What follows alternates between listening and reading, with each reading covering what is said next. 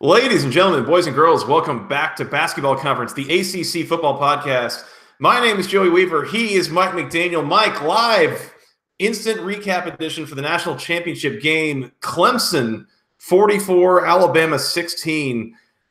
In a lot of ways, this game went the way that we thought it would, and in some very important ways, it really, really did not. Just initial thoughts here. What were your big takeaways from this game here? Yeah, this is going to be an open stream of consciousness here as Clemson wins their second national title in 3 years. And Joey, we were, of course, texting throughout the entirety of this game. And it's really funny. We have a bunch of notes here that we took and plays that we thought would be important when doing this recap. And now you look back on it, and all of these things that we talked about are really just a footnote. Because Clemson pulled off the unthinkable. And I'm not talking about winning the football game. I'm talking about winning the football game 44-16. It was a blowout. Clemson blew out Alabama. And this is by far the largest loss that Nick Saban has ever had at Alabama. Before this, it was only 14 points. I'm not sure what's the more amazing stat, the fact that this is his biggest blowout or the fact that the largest blowout before then was only 14 points. And that came, the last time that happened was the 2014 Sugar Bowl against Oklahoma. Just so many different takeaways. I mean, we'll get into this, the greatness of Trevor Lawrence, the fact that he never had his freshman moment, right? And I'm not sure he ever will have his freshman moment. I mean, he was every bit as good as Deshaun Watson was when he won the national title for Clemson 2 years ago. The running game for Clemson was phenomenal. The questionable play calling from Alabama. I mean, where do you even start? There's just so many different things we can dive into here, Joey. For what it's worth, any moment that Trevor Lawrence has moving forward will be either a sophomore moment or a junior moment or a rookie moment. He has officially absolved himself of any freshman moment that could happen. This is going to sound kind of strange coming out for a game that Clemson just won by 4 scores, but I don't know that they really dominated this game start to finish in the way that the score would necessarily indicate. And what I mean by that is that on a play-to-play basis, you saw how even these teams are and can be. But at the same time, you saw Clemson make plays in some very key situations that really kind of led to the end, the end result here. Is Clemson realistically 28 points better than Alabama? No. They were 27 points better than Notre Dame. Yeah. Like, what does that say about anybody else? So we're going to get into this here, kind of dive into this game. Off the bat, what you said, Trevor Lawrence was unbelievable tonight. The way that I thought he started off the game kind of shaky in the first half. He struggled a little bit to settle in. Took a couple or 3 drives for Clemson, but after he did, man, he was on top of it. I think a majority of his incompletions on the game came in the first 2 drives for Clemson. Once he settled in and was dialed in, I mean, he made some crazy throws tonight, not the least of which was the last one that went for a touchdown to T. Higgins. My goodness, was he impressive for a true freshman going up against Nick Saban's Alabama defense in the national title game. The throw that he made to T. Higgins there for Clemson's last touchdown was one of the best throws I've ever seen. Forget about a freshman, forget about level of play, whether it's college or pro. Throwing that over the linebacker between the 2 safeties like he did with that little space, just where they were on the field, that is not an easy throw, Joey. That's a throw that we see pros make, really, really good pro quarterbacks make with a lot more space than they had to operate there down in the red zone. That was one of the best throws I've ever seen. T. Higgins was unbelievable in this game. Justin Ross, Joey, with some of the catches he was making, he continues to be an absolute stud as a freshman. And I think one of the biggest recruiting misses that Nick Saban and Alabama has had in the last 5 or 6 years, we can safely say, is not being able to pull in Justin Ross from the state of Alabama and having him leave as the top receiver and go to Clemson and do what he just did to them in the national championship game. Man, oh man, Joey, that was a big miss. I have this note down, Mike, and yes, I'm wearing a Louisville shirt right now, but being a Georgia Tech guy the way that I am, know that I do not say this lightly. Justin Ross looked like Calvin Johnson out there tonight. Real good. Some of the catches that he was making and one-handed reach behind you kind of stuff, and catches in traffic and breaking a tackle and just running away from people. I mean, he was almost non-existent in the first half for Clemson. And in the second half, he did enough. You know, he had 4 catches in the second half that went for like 130 yards and a touchdown. He was really, really amazing for Clemson there tonight. One of the things that stuck out to me here, Mike, and we kind of tell the story of the game here a little bit. Clemson comes out, you know, gets the ball first to start the game, goes 3 and out. 3 plays, 3 yards, they're done. At that point, I was like, I don't know how good I feel about this. Alabama comes out, first couple plays, they're really moving it. And it was the 3rd play of the drive for Alabama that they just threw a pick 6 where it was a really good read by A.J. Terrell. It was a bit of a rough throw, but I thought it was in a lot of ways indicative of what you were going to see the rest of the night, of Tua having a hell of a time trying to read Clemson's coverages. Yep, absolutely. I think this was a Hall of Fame level game called by Brett Venables on defense. Mm-hmm. This was one of the situations here where you had a guy who was so amply prepared to play against this Alabama offense and to coach again. I'm sorry, not play, to coach against this Alabama offense. This is something that was clear he was preparing for really since the loss in the semifinal last year. Once you know, after that game, you find out that all of your top talent from your front 7 is returning. All the top guys from your defensive line, with Dexter Lawrence, who, you know, obviously wasn't able to play tonight, and but you knew he was coming back. You knew you had Clelin Ferrell. You know, you had this great defensive line returning, great front 7, and a decent secondary. And you knew that you had all of that coming back. You had, you know, an offense that was really just a quarterback away, a Trevor Lawrence away, and you knew that he was going to come to Clemson. So this is something the coaching staff was clearly preparing for since the loss last season. They knew they were going to be able to, you know, get through this ACC schedule, at least on paper. They were by far the better team on paper in every single game they played this year. You know, they went through trials and tribulations, you know, the quarterback switch and, you know, in the first quarter of the year, and Kelly Bryant transfers out of the program. But, you know, Dabo knew all along if they wanted to win a national championship, they needed Trevor Lawrence's arm to do it. And that ends up being the right decision. So this is just one of these situations, back to the original point, defensively for Clemson, where they were just ready to go. They knew where the weakness was in Alabama's offensive line, which has been hit or miss all year long. Of course, they've had trouble protecting Tua. There's a reason why he's battled injuries and he's been nicked up all year long. For as good as he's been, he was not ready tonight for the spotlight. And, you know, he came in and he won them the national championship last season. But, you know, once Alabama had to go away from the run game, especially in the second half, they were not the same offense. And once you have that play script running against you, it's just not going to happen, even for a quarterback as good as Tua has been this year and for an offense as good as Alabama has been. When you have a Clemson defense that's this strong and can pin their ears back and they know what's coming and they know you have to throw to beat them, it's really tough to score on any defense, but especially Clemson's, Joey. Well, Mike, on the preview show that we did, we talked about the most reliable way that either of these teams is going to be able to move the ball all game long was going to be throwing the ball down the field. And we were mostly right about that. I would say that Alabama did find a way to run the ball relatively consistently, you know, right at the front 7 of Clemson. I was impressed with the way they were able to do that.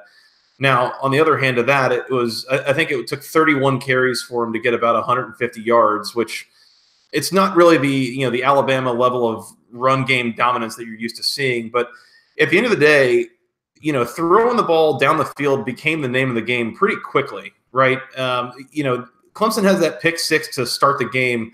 3 plays later, Tua comes back and throws a dime of a 62-yard pass to Jerry Jeudy there in the first half.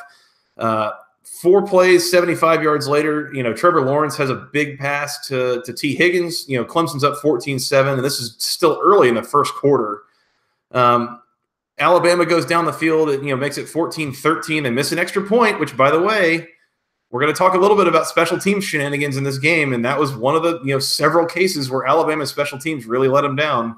We tried to tell you. We tried to tell you. We're really not the we told you so guys, except when we are, which is that yeah, actually we are those guys. So make no mistake about that. We are told you so kind of guys. But we're here. this game early, like there was 27 points scored in the first 10 minutes of the game. And that was a result of throwing the ball down the field, plus, the courtesy of a pick six. But that was really going to be the name of the game. And where you saw, I think where you saw Clemson get the better of it was you saw Clemson's defense making Tua very uncomfortable with all the pressure that they were bringing. They were very committed to bringing the blitz all night long. I would bet if you go back and look at this game, they were blitzing on at least 70% of their plays defensively. And it was making Tua make throws faster than he's used to or faster than he wants to. And I think, honestly, that was probably the biggest difference here as you go back and look at this game. So Clemson is up 14-13, and they end up going up 31-16 by the end of the half. They had a couple of, they had a 3-and-out to start the game. It wasn't pretty. And then from there, 4 plays, touchdown, 3 plays, punt, 6 plays, touchdown, 8 plays, touchdown, 8 plays, field goal to end the half for Clemson. Really, I mean, that was a huge kind of statement for them going into the half. They moved the ball incredibly well, and really it was, I think, thankful for, or thanks to a few really big plays that Clemson had. They were not being super efficient, but when they were getting a guy down the field open, they were making it happen, and they were making it worth it, of getting a whole bunch of yards in chunks when they were able to. I mean, there are going to be some stats here that are misleading, but the one thing you can say is that Travis Etienne was massive in this game. He only had 14 carries for 86 yards. He did have the 2 touchdown runs, but averaging 6 yards per carry kept the Alabama defense honest. He is, for all the talk that Trevor Lawrence is going to get, and all justifiable, right? Travis Etienne is one of the players of the game because of his ability to keep Alabama's defense honest. You saw some chunk plays out of the running game because you saw Trevor Lawrence, for as good as he was with his arm, they were able to go back to the run. And, Alabama was on their heels. They didn't know what was coming next. I mean, when you have Trevor Lawrence going 20 of 32 for 347 yards and 3 touchdowns, you can afford to give it to Travis Etienne, and pick your spots there. 14 carries, 86 yards, 6.1 yards per carry, and 2 scores. That was huge in this game. Clemson out gains Alabama 482 to 443. So that's pretty close. Alabama outrushes Clemson 148 to 135. I mean, it was real close this entire game, and Alabama 31 minutes to 28 minutes for Clemson, right? So Alabama also wins the time of possession. At one point, I'm not sure what the final numbers were on the first downs, but I saw late in the game that Alabama had 23 first downs to Clemson's 18. I think Clemson might have picked up 1 or 2 more first downs, so it was either 23-19 or 23-20. It was 23-21. 23-21 in favor of Alabama, so Alabama had more first downs in this game, Joey. And the one crazy stat, too, is about midway through the third quarter, Clemson had the ball for less than 12 minutes in the game. At that point in time, they had 37 points, Joey. And I get that they had that one defensive score at the beginning of the game, but that is crazy efficient. When you're able to score on all these, you don't have the ball that much. You have, limited possessions. You're able to put up points in the passing game very quickly. Travis Etienne breaks a couple runs. You have a defensive score. So all these things work into your favor. And even with the bad special teams play, you're able to get the job done and get it done in a blowout fashion. I am just so surprised by this outcome, Joey. I'm sure you hear it in my voice. I feel like I'm rambling at this point. It's unbelievable. I can't believe what I just saw. Well, the stat that I was looking at, Clemson finishes the game with 28 minutes and 23 seconds of possession. That's important because they finished the game on a 10-minute possession, Mike, that started on their 1-yard line, worked their way into the red zone. So going into the last possession, they had the ball for like 18 minutes, right? Alabama had 31-plus minutes. Early on in the first half, we were talking, as we were texting, talking about Clemson's defense looked tired. They were getting worn down pretty quickly by Alabama. Alabama was possessing the ball, sitting on it, all this stuff. If you just look at some basic box score things, Clemson outgained Alabama by 39 yards. They had fewer first downs. Like they were outrushed by Alabama, all this stuff. there were two key things here is that Alabama had 6 penalties for 60 yards to Clemson's 1 for 12, and Alabama lost the turnover battle, 2-0. Those are the two big things in just any basic box score that you would see. Besides that, again, we talk about the key plays that Clemson made. So let's get into the second half here a little bit. Alabama, Mike, I don't know if you realize this, Alabama only had the ball 4 times in the second half. They had the ball 4 times. The first 3 times they had turnovers on downs, all of which were within the Clemson red zone. Yep. So they had worked their way down the field and just could not finish the drive.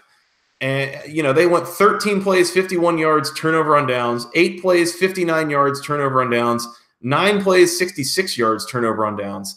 They had some suspect play calling. There was like a QB bootleg that made no sense on 4th down, and 4th and goal, I think, late in the game.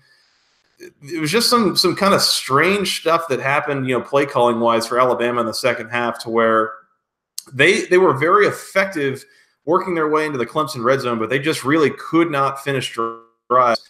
And it's those key stops that Clemson was able to make in this game that I think really ultimately make the difference in the final score. Yeah, I mean, we indicated this in the preview that, these teams were both very good in the red zone on both sides of the football, and we saw that here tonight. It was strength on strength. Kirk Herbstreit highlighted that in the first half, where it was one of the first drives of the game where Alabama is in the Clemson red zone. Alabama would score on that drive, but Alabama was in the Clemson red zone in the first quarter. He said, look, this is something to watch the entire game tonight. This is strength on strength. You have a really good offense against a really good defense in the red zone, and 2 units that have been very good all year long. And that's what we saw here tonight. It's just, on a larger scale, Joey, it is always much more difficult for an offense to score in a red zone than it is for a defense. And I think on a broader scale, you look at Clemson's defense, and it becomes even more difficult for a team to score on that defense with that defensive front. You don't have as much room, obviously, to operate if you're an offense, and especially if you're Alabama. You want to spread teams out, especially in the passing game. You can't do that in the red zone against this Clemson defense. It's just too difficult. Their corners are too good. Their front 7 is too good. If you try to run between the tackles, you're not going to get much of anything going 3 or 4 yards at a clip anyway. It becomes even harder in the red zone when they're buckling down. They're tightening everything inside the tackles. So that's what we saw. And we saw some suspect play calling on the Alabama side. We really did. The game was essentially over at this point. It's 44-16. But on that one of the last offensive possessions Alabama had in the Clemson red zone, they run a quarterback sweep with Tua to the short side of the field on 4th and goal. I didn't understand that play call at all, like not one bit. You weren't getting anything going with the quarterback sweep all night long, and you try to short side of the field in that situation. Just really didn't understand. And in my mind, that's Alabama waving the white flag, saying we got nothing on offense. We don't really know what we're going to do here in regards to putting the ball in the end zone, and that was clear all night. The way that Clemson attacked all night long, there were several of those plays where they tried to stretch it to the perimeter, and Clemson's defense just was not going to give them that at all. So, yeah, I still do not get that play call. Yeah, Clemson just set the edge all night, and it should have been readily apparent at that point in the game that play wasn't going to work for you, right? Because they had tried that several times to begin with. I mean, the quarterback sweep even to the wide side of the field wasn't working. So I didn't really get that. There were a lot of interesting 3rd and 4th down decisions. But, if you're Nick Saban, for as good of a coach as you are, you're kind of forced to make those decisions when you don't trust your defense to make a stop, when you know your special teams is shaky, and when you feel like your offense is your best unit, and you're down by as much as they were down that late in the game. You're kind of handcuffed in what you can and can't do, so that plays into it as well. Mike, you bring up one more point. My last point that I really have notes on, as it really pertains to the way this game played out. Special teams. There were 2 things that we told you in the preview. We told you, A, this is going to be about downfield passing and who does it better. It was Clemson. B, we told you this is going to be about special teams gaffes by somebody or other. Now, let's start this by saying Clemson was not totally absolved of any sort of special teams gaffe. They stoinked their own extra point, at some point later in the game. So they were not totally absolved. However, Alabama had multiple special teams gaffes. They missed their own extra point, as well as they had, Mike, one of the most just mind-blowing, like mind-numbing, crazy fake field goal calls that you will ever see. Awful. look, like we've seen Nick Saban make effective fake field goal calls before, or fake, surprise special teams calls, right? We talked about 3 years ago in the national title game. They had an onside kick that totally changed the game. There's all these brilliant cerebral special teams things that Nick Saban has and can and will do. They had a 4th and 6, Mike, where that was one of their turnovers on downs. You remember that fake punt that Georgia ran on 4th and 11 in the SEC title game? It was like that. They used their freshman kicker as a lead blocker for some dude that was their holder when Clemson. Mac Jones, their 3rd-string quarterback. Yeah, the world famous Mac Jones. Yeah, run that guy on a fake field goal. Clemson's in like a prevent defense. What in the blue hell, Mike, was that call? I don't know why or how that became a thing. I have a feeling that that's going to be a disproportionate amount of the post-game press conference with Nick Saban is, what the hell was that fake field goal call? Yeah, so you texted me right after that play happened. You said, what? Because you were just utterly confused. I texted you back, and I said that teams do this against Alabama because they're confused. You don't see Alabama doing this against teams like Clemson because they're confused. It was a coaching gaffe and a half, Joey. It really was. You have Clemson, like you mentioned, they're in like a weird prevent, like some modification of their base defense. They were not going to block the field goal. They were ready for the fake. Everybody in the stadium was ready for the fake. But Alabama still felt the need to not only fake it, but fake it on 4th and 6. And one of the weirdest play calls for a fake I have ever seen, using the kicker as a lead blocker. So many things wrong with just, first of all, making that call, to the actual call itself, to who you have running it, to Clemson being ready for it, to the stadium being ready for it. Like, come on. You got to be better than that in the national championship game. I got a lot of respect for Nick Saban. That was an outrageous play call. Well, and as much as the call itself, we kind of look back on it, it's like you ran a fake field goal where you used your kicker as a lead blocker, for your holder. And that the play design in and of itself was kind of a strange thing. By far the worst part of it is that they got out there and Clemson has 4 guys on the line and 7 of them spread out waiting for the fake.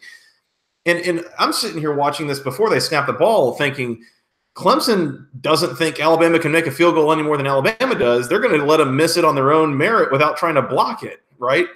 And that's a perfectly reasonable logic there for Clemson, who's watched Alabama have just a disaster of a special teams, or particularly a disaster of a place-kicking unit throughout the year. So the fact that Alabama lines up, sees Clemson lined up in a protection kind of field goal coverage, and doesn't kill that play call timeout, the holder is able to call it off and just kick the field goal, whatever, like, if you're at that point, yeah, either call timeout and then just send your offense out if you're going to go for it, or just kick the field goal. Why you run it into the teeth of the Clemson defense with your field goal unit on the field is absolutely beyond me. And the game, it was 31-16. I mean, the game was still competitive, right? I don't get it. I mean, I don't get it. It was 5 minutes out of halftime. Yeah, it's a 2-score game. Joey, the stream of consciousness here continues. So we spoke briefly, like, what does it say about, other teams and the talk about, who else should be in the playoff and how big of a waste of time that was. Notre Dame lost to Clemson 30-3, correct? After the second quarter tonight. Oh, I'm sorry. Since the start of the second quarter tonight, Clemson outscored Alabama 30-3. Whew. In addition, another kind of random stat. These are both courtesy of Bruce Feldman from The Athletic, so, good follow. If Alabama doesn't rally, he tweeted this about an hour and a half ago. If Alabama doesn't rally from this 44-16 hole, which they didn't, obviously, number 1 seeds in the college football playoff will be 3-5 and have yet to win a national title in the 4 seasons of the college football playoff. Oh, that's interesting. Random stats, Joey. Random stats. I'll have to think through that one. The first year, Ohio State won it as a 4 seed. Clemson won it a couple years ago as a 2 seed. Bama won it last year was a 3 seed or a 4 seed? That's a 4 seed. last year. Yeah. Wow. That's a stat. Yep. Wow. Yeah, this was a really impressive effort from Clemson. I think at the end of the day, I don't know if Nick Saban and Alabama kind of overthought it in certain places, or if Clemson really just had that perfect of a game plan in place, which I say that kind of just off the cuff, but like really, it was a brilliant game plan, especially on defense from Clemson. They made more plays on offense, but to me, I'm not so much shocked that Clemson scored 44 points as I am that Alabama was held to 16, right? Like, I would have completely seen this coming if it was like a 44-41 kind of game rather than a 44-16 kind of game, One more thing that we said on the preview, Mike, we told people the best bet in this game by far was the over. And as we were previewing this game, it was at 59.5, and it was like, oh, this game's definitely going over. And it was in the first quarter, and there was 27 points on the board, and it's like, oh yeah, we got ourselves a Big 12 game going here. Like this is going to be a shootout. Neither of these secondaries can really cover the receivers on the other team. Like it is what it is. Mike, this game went over by half a point. After all of that. Yeah, when the dust settled, it went over by half a point. Thanks again to Alabama not finishing drives and missing extra points and blah, blah, blah, blah, blah. But it found a way over, so we weren't wrong, but it also didn't go nearly as over as we really thought it was going to in like the second quarter.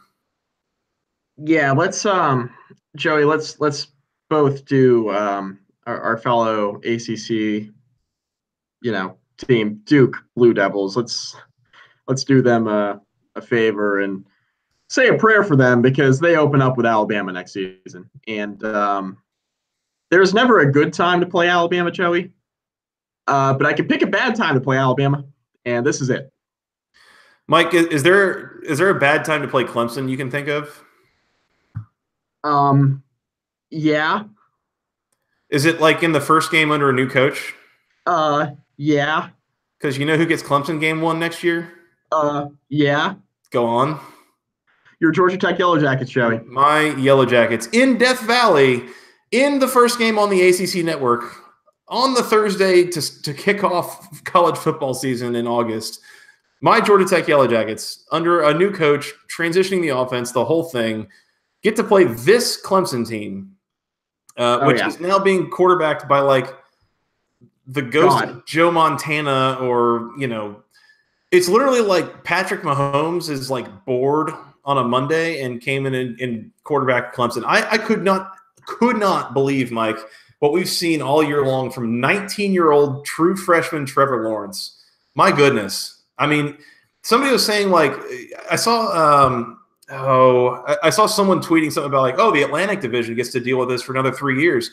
BS, sir. You do not deal with this for 3 years. You deal with this for 2 years, because right now he would be the #1 pick in the draft. Right now. Like he won't be, because he's got to stay there for 2 more years, but the third year is totally off the table unless there's some crazy injury or something to where it really just makes sense for him to stay a third year. Yeah, I'm pretty sure like Trevor Lawrence died for his sins, and you go to church with him in mind every Sunday. Like this guy is unbelievable. He's got the hair and everything. He's got the hair and everything. Yeah, he's basically the same guy. Joey, we've kind of talked about this a little bit at the beginning of this podcast. Like this game just got away from Alabama. Alabama is, not this much worse than Clemson. They're not going to get blown out by Clemson, even 2 out of 3 times, let alone like 9 out of 10. It's one of those types of deals where it really just snowballed on Alabama tonight. But one of the things I do want to bring up is that Alabama, they were having a lot of success in the running game with really just their stable of running backs early on in the game. And you really just have to wonder if Tua doesn't throw those couple of interceptions. I mean, he absolved himself of that pick 6 pretty quickly, throwing that long touchdown pass on the very next possession to tie things up. But you really wonder if he doesn't make the mistakes that he made in the passing game there, turning the ball over a couple times, and Alabama was able to get another stop or two.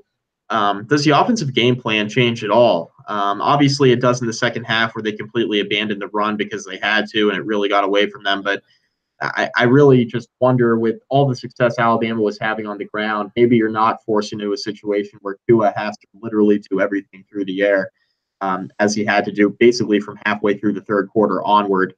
And Clemson's defense, I mean, all the credit in the world to Brent Venables and the Clemson defense for being ready for this football game. But it's just really amazing considering all the stats that actually went in Alabama's favor, and some of it in garbage time. You're throwing the ball a ton, trying to get back in the game. But even so, for a lot of the game stats to be as close as they were, it's really just surprising it snowballed this quickly on Alabama in this game. You're just not used to seeing it out of the Nick Saban coach team, and it's going to be something I'm going to have to think about here, really how this really got away from Alabama, because recording this right after the game with, just kind of an open mind, just trying to process what we just watched. It's really difficult to kind of see how this thing kind of turned on Alabama, but it did. And I'm surprised. I'm really surprised that it turned into the blowout that it did. I completely agree. And clearly part of that surprise is that we don't see Alabama get blown out like this. We don't. Alabama lost this game by 28 points. That is twice as many points as the biggest loss they've ever had under Nick Saban. They had losses in 2013 and 2010 by 14 points, and that was the most that anybody had ever beaten a Saban Alabama team by. Clemson came out tonight in the national damn title game, Mike, and won by 28 points. They had the ball on their 1 yard line with 10 minutes to go, and Alabama never got the ball back. Like, just there was just a certain level of dominance here that I don't know that any of us really could have predicted in certain ways. In other ways, it really felt like there was just a couple of plays here or there that swung the way this game finished in major ways. Really impressive showing by Clemson tonight.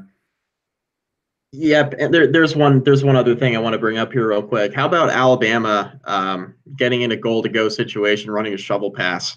Oh, goodness. Stuff. And then Clemson coming back literally on the next possession, running that same shovel pass and scoring on it with Travis Etienne. Like, what was what was the first call? Second of all, oh man, that was a deliciously disrespectful second call there for Clemson to score on the play that Alabama got stuffed on right before. It was beautiful. And it was kind of a and I mentioned, I tweeted this. It's kind of a microcosm of how close these two teams are when they're running literally the exact same plays in the red zone trying to produce points, because they think that that's the weakness of the other team that they're playing against. These teams were so evenly matched, and it really just came down to Alabama's inability to score in the red zone and Clemson's ability to literally take all of those stops that they continued to compile on the defensive end and turn them into scores on offense. That's really where this game got away from Alabama. They couldn't put the ball in the end zone, and Clemson makes a stop here, a stop there. Alabama all of a sudden is done kicking field goals, and they're now going for it in every goal-to-go situation, in every fourth and short situation. Clemson just made enough plays on defense, Joey, and they got enough out of their offense, obviously, more than enough out of the offense to win this football game. When you have Travis Etienne scoring twice on the ground, he had that shovel pass that he caught for the one touchdown. You have Justin Ross is freaking sorcerer, 6 catches for 153 yards and a touchdown. T. Higgins with an unbelievable grab in the end zone on that throw that we mentioned that was one of the best throws I've ever seen. Over a linebacker with a corner draped all over the receiver and the safety over the top in the end zone there. He both at the same time threw it into triple coverage and made a perfect throw. Like, yeah. How impossible that is for any college quarterback to do, much less, again, a true freshman, Mike, made that throw. Holy crap. It's a tough throw for a pro to make. Yeah. I haven't seen that throw, but a handful of times out of a professional quarterback, Joey. And Trevor Lawrence puts this thing right on the money. And literally, like you said, triple coverage, but only where his receiver could catch it. It's unbelievable you can make that statement and have simultaneously, by the way, and have it make complete and total sense. But that's what we're at. Now, needs to be mentioned was also a phenomenal catch by T. Higgins. Yes, let's not take anything away from one of the best receivers in college football, T. Higgins. But unbelievable throw, unbelievable grab, just well executed by two top-level recruits, top-level athletes. And this is what you have to look forward to in the ACC, Joey. And I guess on the broader scale, when taking a step back, and we'll have an entire offseason to kind of get into this and talk about each individual team, but there's not a team in the same stratosphere in the ACC as Clemson right now. There are plenty of teams who might be pretty good next year, who might improve. There is no team anywhere close to Clemson. This has been a dominant run for them in the ACC, Joey, but I don't see it ending anytime soon. In fact, I think the rich only get richer. They're only getting stronger as a program. I think more programs in the ACC are taking a step back rather than a step forward, as we saw this year in the conference. I don't see any reason why this run can't continue for Clemson or won't continue. This could be a historic type run in the Atlantic Coast Conference, and I think we're right here, firmly planted in the middle of history, with Dabo Swinney being an unbelievable head coach, doing all that he's done for that Clemson program. For being as young as he is, if he stays there for the entirety of his career, Joey, the sky is the limit. That's for sure. Last thing I got, Mike. Clemson, first team since 1900 to go 15-0 in a season. Hello. It's impressive. It's damn impressive. We talked all year. We talked in the season previews, Joey, way back in July and August, about how difficult it is to go undefeated and how it would be really tough to pick an ACC team to go undefeated. And here we are. Clemson goes not 12-0, not 13-0, not 14-0. They go 15-0. First team since 1900 to do so. Unbelievable job. Unbelievable season by Clemson. And man, this entire offense returns next year, Joey, and that is bad news for college football. And one final thing I'll add, I think I know who the preseason favorite is for the Heisman Trophy. Who is it? That would be Trevor Lawrence, Joey. Ah, of course. I was thinking, I don't know. Justin Ross? Well, T. Higgins? I don't know. It could be anybody. Travis Etienne? Could be anybody, Mike. Could be anybody. Yeah. I was going to go with Sam Ehlinger at Texas or something. I don't know, but love him. He's ball player. Yeah, he's a ball player. Mike, do you remember who the top two quarterbacks were in last year's recruiting class? Just top to bottom, two best quarterbacks. Trevor Lawrence, number one, Joey, and Justin Fields. Justin Fields, number two. Number two, right? Yep. And just so I can toot my own horn as a Georgia Tech fan, remember where Justin Fields went? He went to Georgia, Joey. Remind me how that went, Mike? He transferred to Ohio State, Joey. That's a shame. It's a shame. ACC team wins a national title, goes 15-0 in their first year with a really good freshman quarterback. Other team barely plays their freshman quarterback and loses him and gets their asses kicked in the Sugar Bowl. That was just a shame. Just a shame. In related news, Joey, I have one question for you. Yes, sir. What's the good word? To hell with Georgia, sir. Thank you. There it is. You're welcome. Thanks for the little alley-oop there. Yeah, dude. Throwing it up for you. All right. Mike, last thing before we get out of here, and something that we totally glossed over and completely forgot to mention on the preview podcast. Did you get into any prop bets in this game? I did not make any prop bets, Joey, but I made two bets that are very important. I bet the over, bet over 59. I also bet Clemson to cover 5.5. Okay. Yep. And they just barely covered that. Right. And one final thing. I made the elusive 2-bet parlay on that. Ooh. I did. There you go. Here we are. You cashed in. I did. I cashed in. Barely. The over hit by 1 point somehow. Vegas, man. Vegas. Yeah, so I ended up getting in on 4 prop bets, and I went 2 and 2 across them. I had, let's see, Damian Harris under 49.5 rushing yards for Alabama. He ended up with 57, so barely went over, but he had like no rushing yards in the fourth quarter or whatever. So he went over pretty early and then stood pat because naturally. Right. I had over 22.5 completions for Trevor Lawrence. He ended up with 20 because they stopped throwing the ball in the fourth quarter because it was a blowout. Yep. I had over 69.5 receiving yards for Justin Ross, and he hit all of that on one catch. He had a 74-yard touchdown there in the third quarter that was brilliant. He really came alive after a really slow first half. He had 4 huge catches for a whole bunch of yards there in the second half. Finally, I had under 89.5 rushing yards for Travis Etienne in this game. And Mike, I'll be damned if I was not yelling at my TV for Travis Etienne to get out of bounds on a long run that he had in the fourth quarter. He ends up with 86 rushing yards, which is a whole 12 feet short of where he had gone. If he had gone out of bounds, further, he would have busted my prop bet there. So I ended up 2-2. I got the Etienne and Ross prop bets. I missed on the Lawrence and Damian Harris bets, but overall it was pretty good. Yeah, I had the over as well on the point total. I got it at 57.5 today. It fell quite a bit. I think we said we saw it even as low as 56.5 earlier in the day. But yeah, this game ends at 60 points, so it just barely goes over. But Mike, was overall a pretty profitable. I'm going to say profitable bowl season gambling. It was pretty break even, let's say, actually. It was break even for me. I think I ended up on a win-loss basis. I was up 2 bets, but monetarily it was very, very break even, Joey. Very break even. It's just how God intended bowl season to be, I think. Absolutely. But on a brighter note, I end the college football season winning my final 2 bets. Man.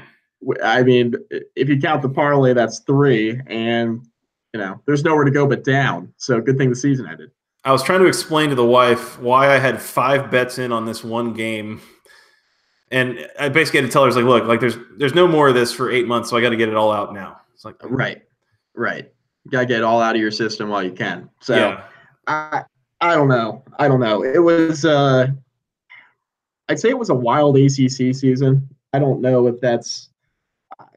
We'll sit back and try to recap it to the best of our ability at a later point in time.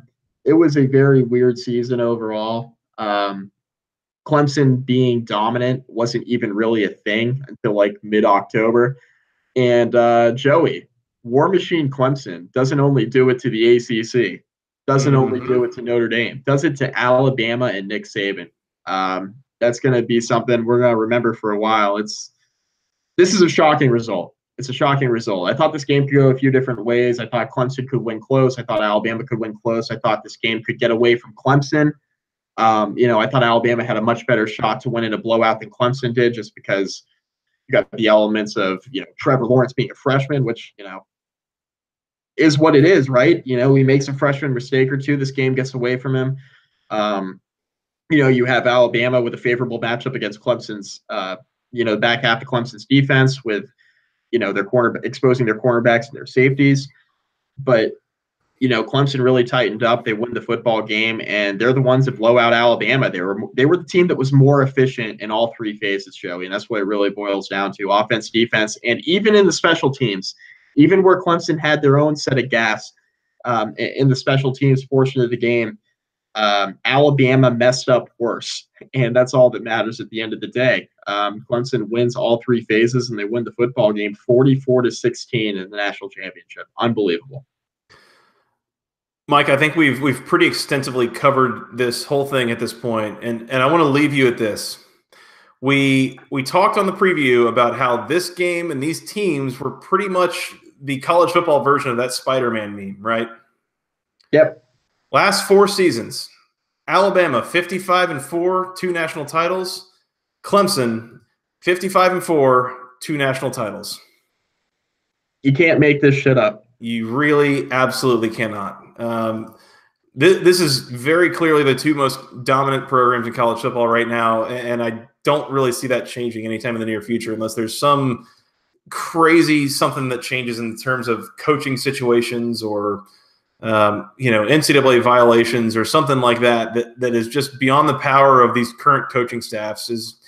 It is what it is. These teams, they don't rebuild. They don't have to fix themselves. They just reload year to year and recruiting class to recruiting class and all this. So I am curious to see if or when we're going to see somebody jump up and kind of step to them. So we'll have to see. Really bad night for the ACC haters like Peter Burns of the SEC Network. Tough night. Shout out Peter Burns. Yep, tough night. By the way, our buddy Josh Parcell.